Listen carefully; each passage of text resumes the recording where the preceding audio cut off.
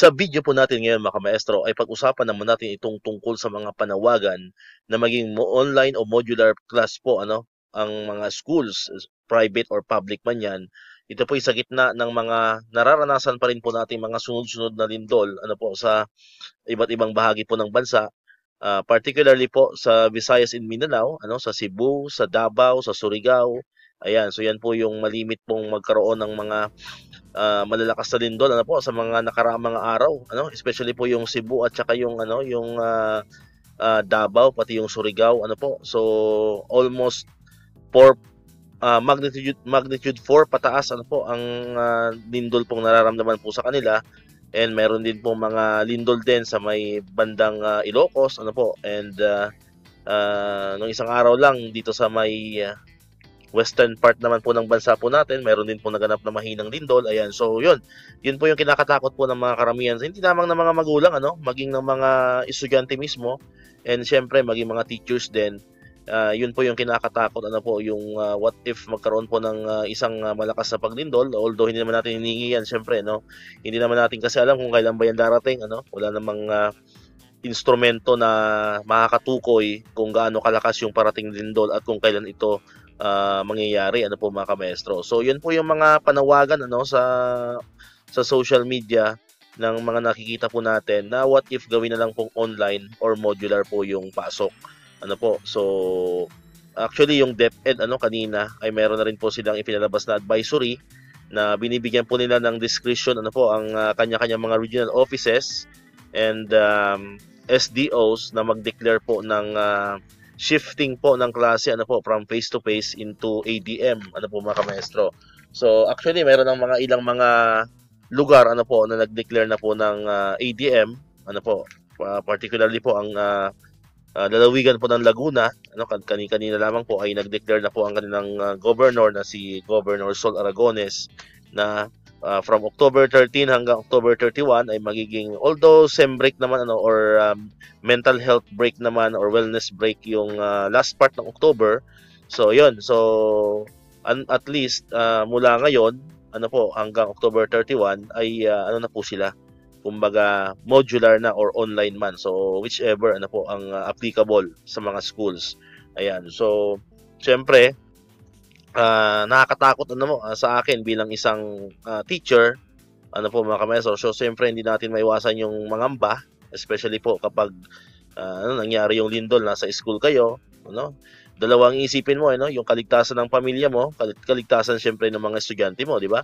So kumbaga pag nangyari na yon, hindi mo na alam kung ano yung gagawin mo. Kahit pa sabihin mong dumaan ka sa iba't ibang mga earthquake drill at nakapag-ready ka, talagang pag ando na mismo yung pangyayari, talagang matataranta ka pa rin dahil nga syempre isipin mo pamilya mo, iwalay kayo ng pamilya mo, and syempre yung mga bata mo rin, which is sagutin mo rin yan, syempre kailangan mo ring pangalagaan po yung kaligtasan po nila po mga kamaestro. So yan po yung mga agam-agam po natin po dito sa mga nangyayaring lindol po sa ating bansa. Although sabi nga natin wala namang tatalo sa panalangin na sana ay hindi yan mangyari po mga kamaestro. So especially lalo pa ngayon yung mga buildings po natin ay hindi naman natin alam kung gaano ba yan katitibay po, lalo na yung mga gawa po ng DPWH, although hindi naman natin nila lahat so yung mga gawa ng DPWH, lalo na yung mga 4-story building, paano pa kung ang classroom mo ay nasa 4th floor, paano ka pa ngayon bago ka pa man makarating sa baba, kung mahinang klase yung building, nako, baka matabunan ka na doon sa 4th floor pa lamang.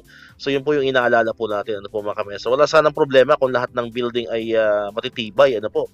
Pero based naman sa mga nakikita po natin sa Facebook, meron tayong nakitang isang nag-viral na video na mabuti na lang nangyari yung lindol gabi, kasi kung araw nangyari yun, nako, sigurado ko meron mamamatay doon dahil grabe yung sitwasyon po, talagang basag, laglagan yung mga kisame, wasak yung mga pader, mga bintana, mga wirings naglaylay, po.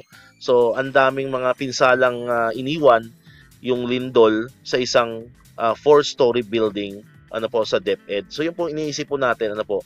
So syempre, hindi naman natin pwedeng isakripisyo yung pag-aaral ng mga bata po mga kamaestro. Kaya nga sabi nga natin, andyan naman ang ADM po para kahit papaano ay masustain pa rin po yung pagkatuto ng mga bata sa gitna po ng kinakaharap nating matinding sakuna dito sa ating bansa. So yun po Yun po yung usapin tungkol dito sa online or modular ano po. So kung kayo po ang tatanungin, kung kayo man ay isang guro, kung kayo naman ay isang estudyante na nanonood ng aking video, or tigit sa lahat kung kayo man ay isang magulang, ano po. So sa tingin po ba ninyo, napapanahon na ba, no? Napapanahon na ba na mag-shift muna tayo from online or from face to face into online or modular learning, which is sabi naman ng iba nagawa naman natin nung panahon ng COVID-19, nung panahon ng pandemic. So why not nagawin ulit natin ngayon para naman sa safety po ng hindi lang ng mga estudyante kundi lang lahat ng mga tao or na nasa school or nasa loob ng school po mga kamaestro. Ayan. And syempre maganda na rin siguro na mag-shift tayo into ADM or online or modular. Sa mga panahong iyon ay yun na rin po yung samantalahin ng atin pong mga minamahal na mga opisyalis po ng ating pamahalaan, especially po yung sa DPWH, sa mga engineering po natin, sa kanya-kanya mga LGUs, na inspeksyonin po yung mga building, especially po yung mga matataas na mga building po sa isang paaralan, yung mga 4-story building, kalimitan naman 4-story, bibihira naman yung although may mga nakikita naman tayo mga 3-story building, pero kalimitan talaga ay 4-story building. So yun po medyo mas nakakatakot kasi mataas. So sana po ay ma-check po yun, ma-check ng mga sa engineering po natin, or yung mga expert about diyan sa mga gusali, sa mga building, para mas masiguro po yung kaligtasan ng mga bata at masiguro na yung building na yun ay may panlaban sa anumang malakas na lindol, mga kamaestro, para naman pag pumasok ang mga bata at pumasok ang mga teacher sa loob ng paaralan ay kumbaga panatag sila na kahit may mangyaring malakas na lindol ay walang mangyayari sa kanila. Syempre, para na rin sa mga magulang na hiwalay sa kanilang anak, panatag din sila na ligtas po ang kanilang mga anak pagpasok sa school at hindi sila mapipinsala kung magkaroon man ng hindi inaasahang pagyanig o lindol. Alright, so comment lang po kayo dyan mga kamaestro sa comment section po natin. Malaya naman po kayo mag-comment dyan. Free po kayo mag-comment dyan. So lahat po ng saloobin po ninyo dyan, pwede nyo pong i-comment dyan po sa ating comment section. Alright, so dito ko natatapusin itong ating video ngayon mga kamaestro. Kung di ka pa nakakapag-subscribe, click mo na ang subscribe button dyan para ikaw yung unang nakapanood ng mga videos na ina-upload natin. Katulad ito, yung mga usapin tungkol po rin po dito sa DepEd, and syempre sa mga benefits ng mga teachers and government employees. And syempre, click mo na rin ang notification bell button para manonotify ka, always updated ka pag may mga bago tayong uploaded na videos. Muli, maraming salamat sa inyong panonood at pakikinig. Once again, El Maestro, see you on my next vlog. Bye-bye!